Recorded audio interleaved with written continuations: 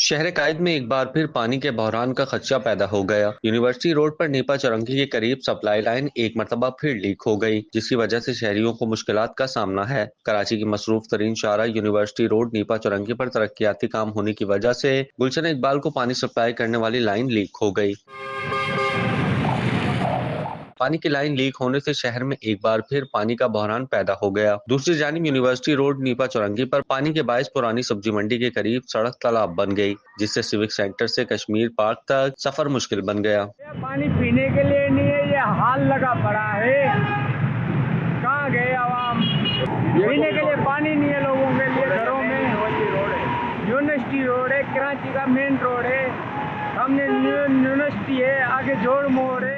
سڑک پر پانی کھڑا ہونے سے ٹریفک کی روانی متاثر ہے۔ لائن لیک ہوئے کئی روز گزر گئے لیکن متعلقہ اداروں کی جانب سے مسئلہ حل نہیں کیا گیا۔ کیا آپ کاروبار کی تشہیر چاہتے ہیں یا social media plate form manage کرانا چاہتے ہیں تو دیر کیسی، ابھی رابطہ کریں اونلی نیوز کی ٹیم سے۔ ہمارا کانٹیکٹ نمبر آپ کی اسکرین پر ہے۔